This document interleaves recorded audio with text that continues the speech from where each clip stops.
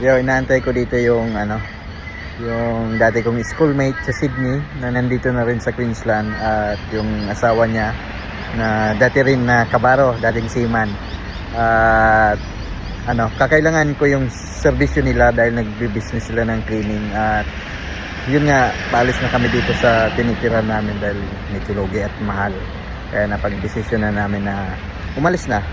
Bago dito umalis ay kailangan magpalinis para makuha ng buo yung deposit. Kaya hintayin natin sila. Yan na. Ayan na sila. Talang. Hi! Ang aking bulilit. Oh, say hi! Bless. Oh, bless. Bless.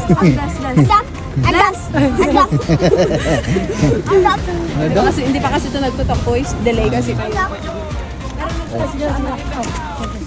Dating kabaro eh. Anong barko mo dati? Sa Marlo ka rin, di ba? Marlo ako dati. Marlo ka rin? Dito. So Yasa. Bark.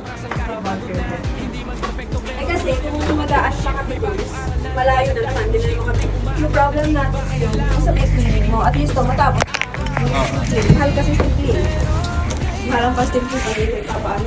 Kaya nga. Nandito na din kami, kaya di na lang na namin. Sige.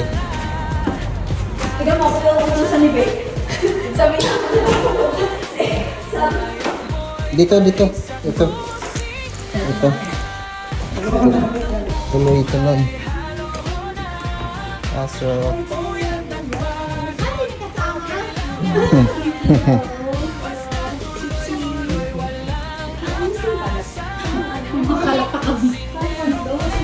studio lang.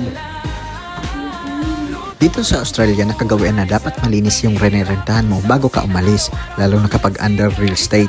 Karamihan sa kanila maselan at stricto talaga pagdating sa kalinisan.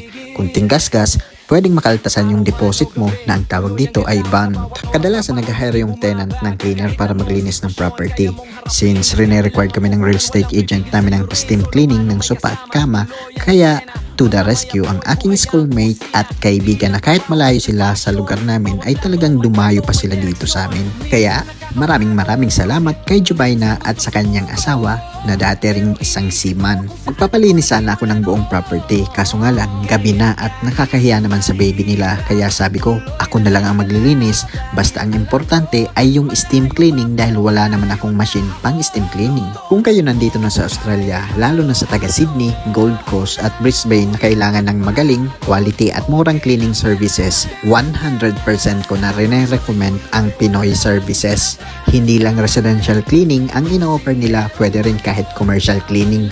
At nag-offer din sila ng lawn mowing, pressure washing, window cleaning, gutter cleaning, trade services at marami pang iba.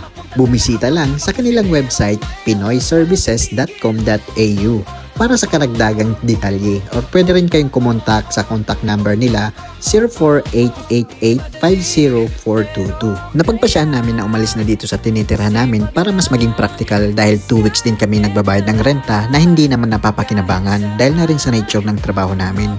Siguro bibili na lang ako ng karton tapos abangkita na lang muna kami para tipid ba?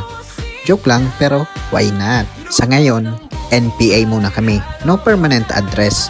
Basta abangan nyo na lang sa susunod na vlog ko. Sabihin na lang natin na may bagong blessing na dumating. Kung ano yon, basta. So yun na nga, nakapagpa-steam na ako ng suka namin at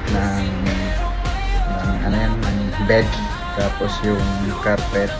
Bali, ako na lang pala ang tawag niyan, ako na lang maglilinis ng iba kasi malayo pa yung biyahe nila.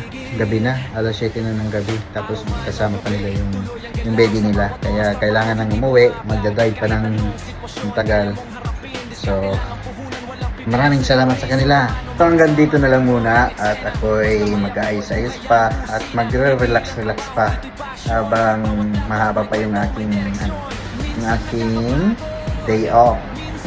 So at tapos bukas pa lang may pupunta na ako, kaya tara, pasok na, tapos mag-relax, mag-edit pa ako ng vlog. So muli, ako si Kusinero Mayor na nagsabing huwag masyado masipag, joke lang. Alam!